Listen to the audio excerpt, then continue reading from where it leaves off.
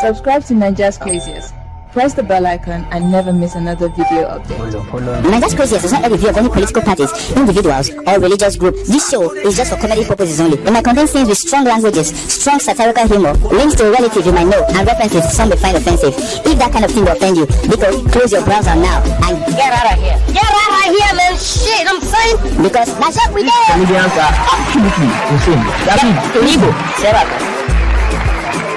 Guys, welcome to this episode. Sorry, episode. Episode. Episode.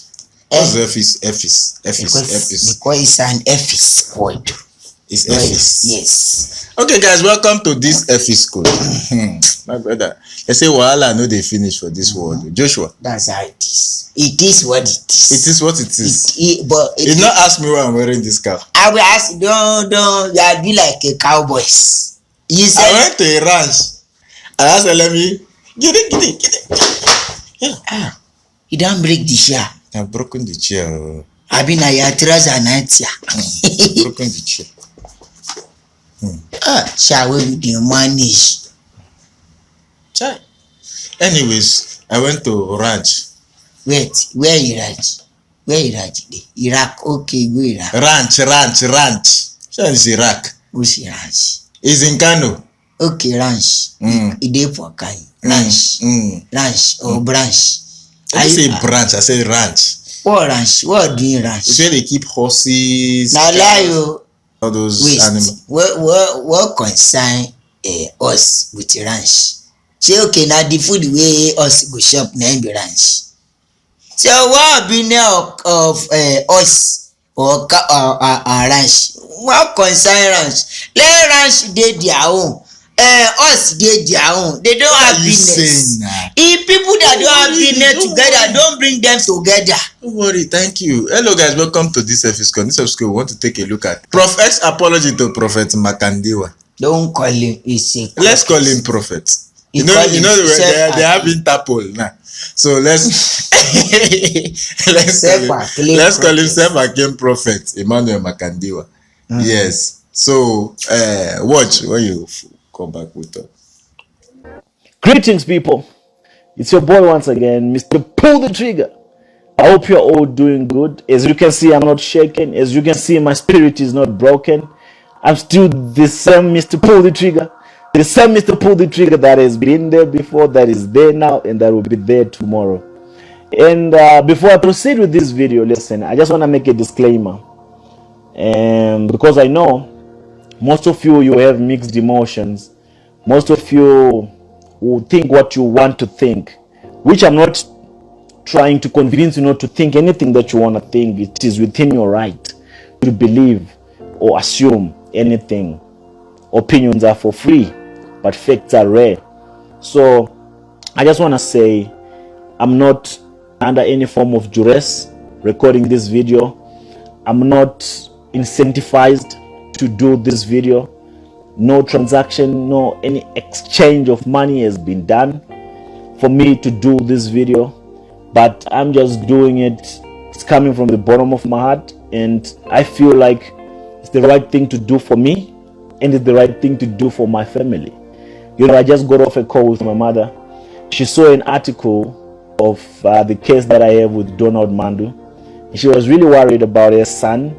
And, you know, she spoke to me, we spoke, and, you know, she just gave me her thoughts, man. And, you know, when mommy talks, even the president listens. So I listened to my mother. I heard what she said.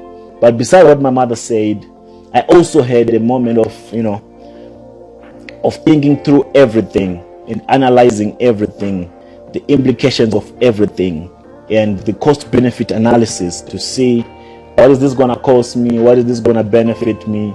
And when I did the analysis, I have come up to the decision that I have to do this.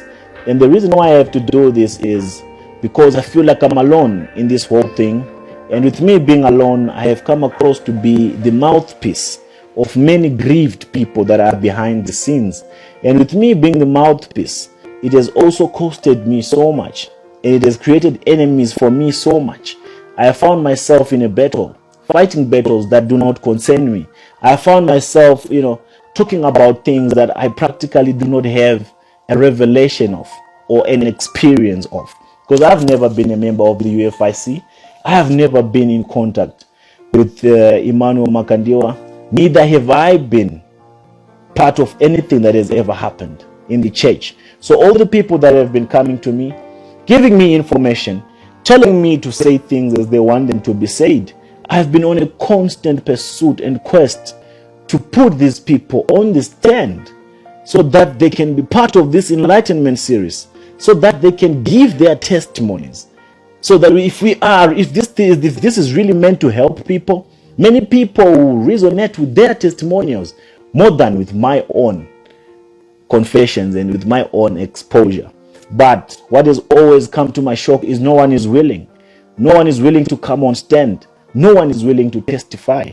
I don't know why people are afraid, or could they be afraid because what they're saying is not the truth, or they're afraid because they're cowards. They don't want to suffer. They don't want to take the heat when shit hits the fan. So for that also, it has got me to a place where I started thinking and, assessing everything and weighing everything and I came to a realization that, I'm in a battle, but I'm the one soldier that is on the battlefront.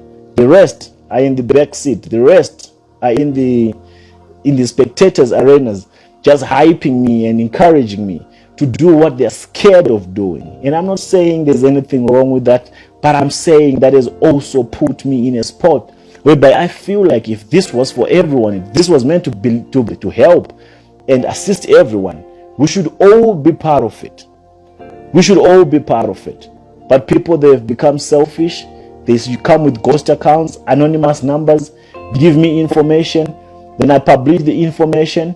I'll tell them that now I'm having this issue with the information that you gave me to publish. They all turn their backs and they all go and drink cappuccino at their houses, and I have to deal with the consequences. With that being said, I'm not complaining, neither am I saying it was not a good plan for them to give me information anonymously, but I'm just saying I've come to a point whereby I feel like I have to do what is in my best interest.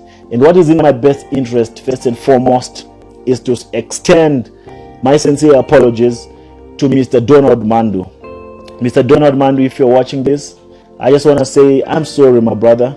I had no basis of all the information that I was made to publish concerning your persona. For anything defamatory that I might have published on this public domain, I want to retract it and I want to say I'm sorry.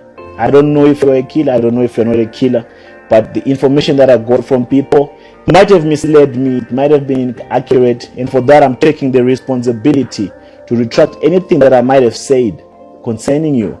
And I would appreciate if you can accept my sincere apologies. I didn't mean it. It was not my idea. I was just reproducing the information that I had received. With that being said, I also want to extend my apologies to your father, Prophet Emmanuel Makandiwa. And I want to say, sir, you became collateral damage.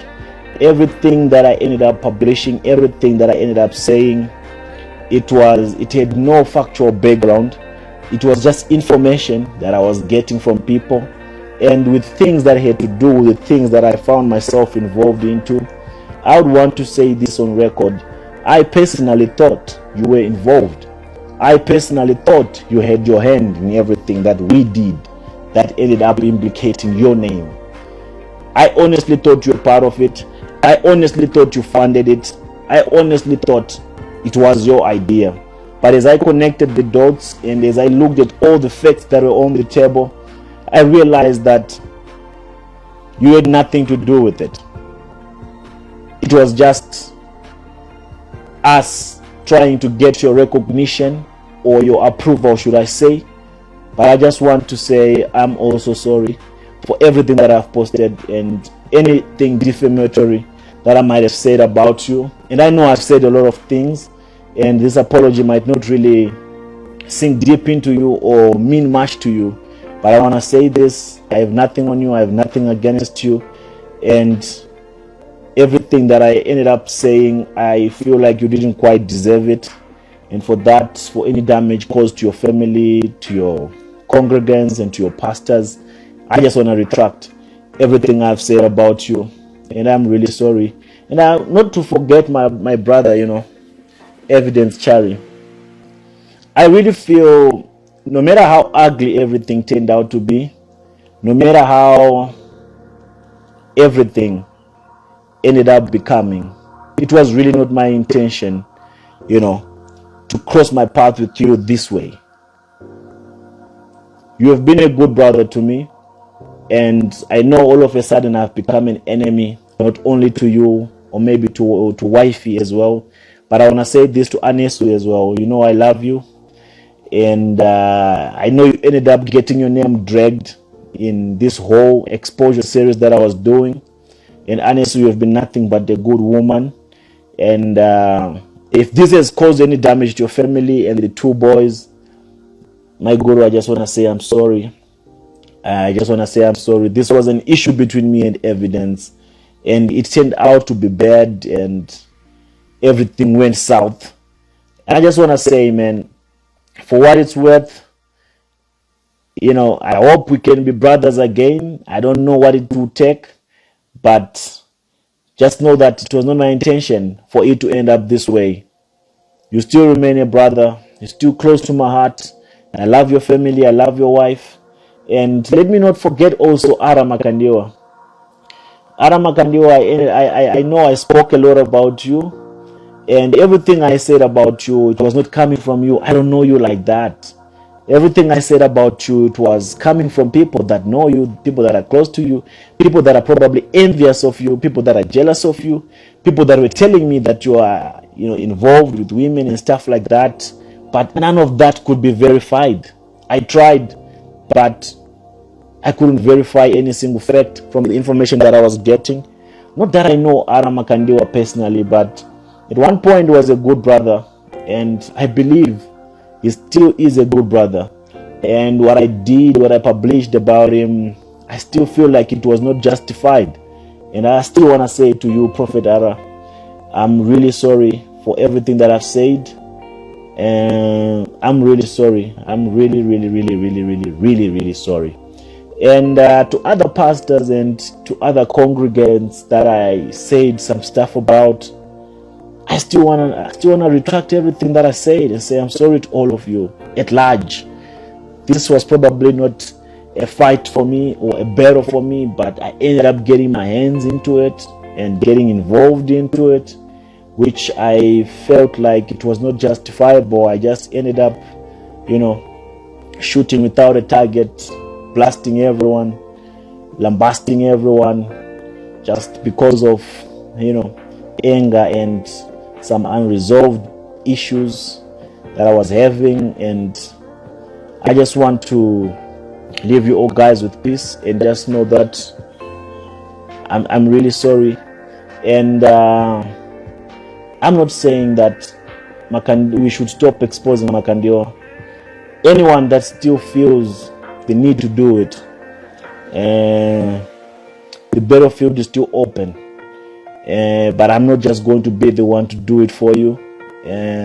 Anyone that still has their issues that they feel like people should know about Emmanuel Makandiwa, I'd like to say, you guys, you can continue. You can continue doing it. No one is stopping you, and no one will stop you. But whichever way you decide to do it, I just don't want you to make the same mistakes that I made. I just want you to do it right. Before you publish anything, before you post anything defamatory, make sure you verify the facts. And before you verify the facts, make sure you have at least something that is tangible, something that you can use to back each and every story that you publish about anyone that you intend to expose.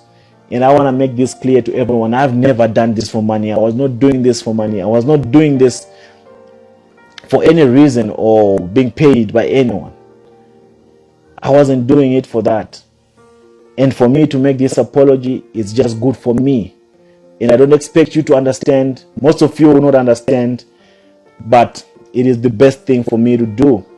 I don't want to keep living my life, with constant fear of the unknown, of what might happen, because I realized that other men of God that have their issues with Emmanuel Makandiwa, other people that have their issues with Emmanuel Makandiwa, they were using this as an opportunity to attack me physically. They were using this as a blind spot to get to me physically. If I tell you how many times I've had police roll up at my house, and they are coming under the impression that I'm selling drugs, that I'm doing firearms, and I would ask them, how did you even know where I stay? How did you even know where I stay? Who even gave you a tip that I'm doing these things that you're accusing me of doing? All this was being done so that I can think these fights are coming from Emmanuel Makandiwa, only to realize that these were other pastors, these were other people, not just pastors, other people that were using this so that I can think it's Emmanuel Makandiwa. So one day you are probably just going to hear that Mizi has been shot, Proff-Ex has been shot, and all the fingers will be pointing at Makandiwa. Yet it's some other people that are doing it just so that they can also discredit Emmanuel Makandiwa. So I don't want to be a gamble. I don't want to be gamble pieces. I don't want to be in a situation whereby I can be used as bait and my life can end up being miserable because I'm doing something that is pleasing other people, and other people try to use this situation so that they can have their own narrative sold to the world. So with that being said, I wish you all well. I wish you all the best, the very best, and I love you. Mr. Pull the Trigger is still standing, and I wish you all the best. Merry Christmas and a Happy New Year. It's your boy Proff-Ex. I'm out. Something has changed hands. Somebody that you have been insulting. In fact, let me remove cap for you. I dock for you, Proff-Ex. Remember when we told you, when Joshua told you that, hope you will not change and apologize later. Like Jesus. Like Jesus. You said and never. You open your mouth and say never. You this Nini Konful. What do you used to call him? Nini Konful. It's called Ning Kompoop. Oh! Poop. Poop now. When you want to poop, I want to poop. What's the difference between Poopoo and him? Well, like, they no difference. You are Nini Kompoop. Poop. He said never. You know somebody, do you know the meaning of that response? It was sharp, very straightforward and understanding. I asked him, hope you will change, like, finally become Jesus and start apologizing later. The next response was, he struck me my heart. He said never. He said never. Wait, so he wants to tell us, want to pay me that? So he wants to tell us that all the time he was telling us, showing us videos that Makandiwa paid him to set up JS. Showed all the video of all the girls that they arranged. That he arranged, that they came to one house, they law him, we called him on phone, that JS. So all those things is a lie. All those things is somebody that sent you to do it. He now said they were baseless. That see, people were just giving him baseless information. Baseless information will destroy you. You see that word I used to say, what do you call? Mr. Pull the trigger. Is that trigger you are pulling that will destroy you? Why are you people so useless? Well, like these people, they vex me. And you know the funniest thing? That day I asked him that thing. I said that thing. It's not even up to a month that he posted that maybe he want to apologize. I want to apologize to Makandiwa. He just posted that a live video about him. He want to apologize. I was now even being sarcastic. I now said, don't mind me. People were insulting that said, don't mind him, he's just kidding. That he's not going to apologize. You see the video that where he's going to lambast Makandiwa. And this guy came with foolishness confidence. He came out in public domain. He opened his brown teeth the way he used to say it. Mayor, this guy apologize. I watched the video. I see, is it my ear done, working well? I reverse it or I rewind it. I play it again. He apologized to him. Mayor, where did what turn into? You need to just stop this nonsense you are See, doing. I know you will do it to get attention, so that when you now go back, collect money, then you not come and tell us all what you said is a lie. We know what you said is not a lie, but because of your greed, you go back and collect money, then you come out and say rubbish. God is watching all of you. Let's not talk too much. Let's say that they don't. Some of the comments, go and read it. He doesn't have work. That is Yahoo boys. He's a Yahoo boy. What you say you have money, you have this. So all the money you show us that they gave you, it was not real. Guy, fear God. And he was showing us evidence of record of voice. Now he wants to turn around. The date and everything, maybe which was not touched. They have just knocked him like 1.5 million rand. His mouth has changed. His mouth has changed. He has lost. You sell your credibility for pittance. They won't get credibility before. Useless human beings. Thank you guys for watching this episode. Don't forget to follow me on Instagram and laugh me. Follow him on Instagram, Joshua Comedy, and follow us on our social media handles and just crazy. Don't forget, guys, question everything because normal. It's